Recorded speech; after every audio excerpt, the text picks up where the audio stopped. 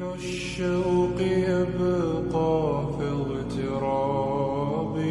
I think a lot of people who've been following me for a while understand that I've been very respectful of Islam for a long time.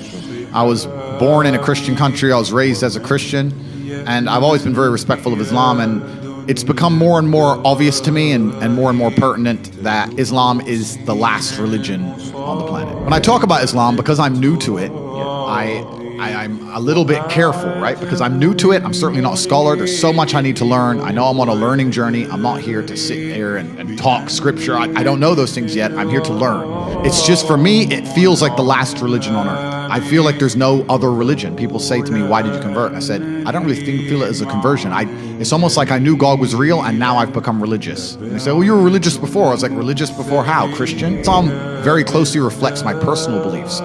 Through my personal life, I've learned that if you don't have standards and you're not a strong person who's prepared to defend his ideas, you look at most religions in the world today which are not prepared to defend their ideas. What's happened to them? They're just getting crushed. And now we have Christianity as an idea which has basically said, well, we can't set any firm rules because everyone will just quit. So instead, let's make it so easy to be a Christian that nobody has to put any effort in. And then accept everybody no matter what, and hopefully we can keep the church doors open. That's not God to me, you know? God to me is strong. God to me is something to be feared.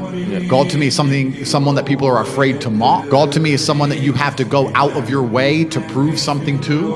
God to me has red lines. Like, God to me represents the Islamic faith. The Christian God to me, I don't see God. I can't explain. I don't see anything there. So to me, it was the only logical choice in the end. And this is why perhaps I found God the way I did, because I understood all these things first, and then I saw the Quran, and it confirmed so many things for me. You know, like even the conversations I've been having so far, so many things have been confirmed, and it's amazing the knowledge that's inside of it, which is so applicable today for an old book, right? You know, it's supposed to be old, but it seems so timeless. But it's truly amazing. But you're totally right, and the baseline morality, I don't think most people understand that when they're doing this under the guise of tolerance, when they're saying be so tolerant that you no longer believe in right from wrong, they're not doing that to make society a better place. They're doing that to empty your brain so that you have no resistance to the slave mind programming. They want to get you to a point where if they tell you the sky is green, you look at with your own eyes and you see blue, but no, the sky is green. That's what they want, so that you have to have nothing in your brain that can prevent that. If you have God, if you have, no, I believe this is right and wrong, if you have personal responsibility, if you have self-accountability, if you're a person who sticks up for what he believes, all that's bad to them. They want all of that gone so they can tell you the sky is green. Some people recognize when I converted to Islam that there was a time I was an atheist. There was a time when I was atheistic. And the reason I am now so absolutely certain that God is real is because I've seen evil.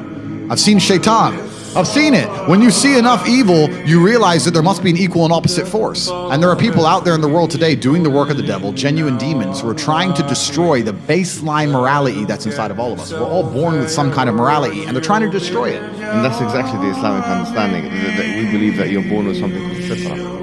One guy I was talking to since my conversion says, it's interesting that somebody with everything, all the Western world, everything somebody could want has now converted. And I said, yeah, because even before my conversion, I understood that hedonism is a black hole and you can never fill it.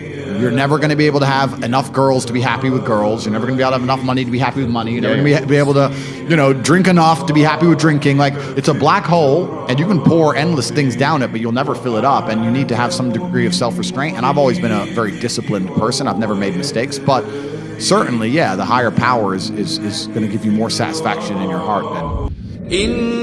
إنك لا تهدي من أحببت ولكن الله يهدي من يشاء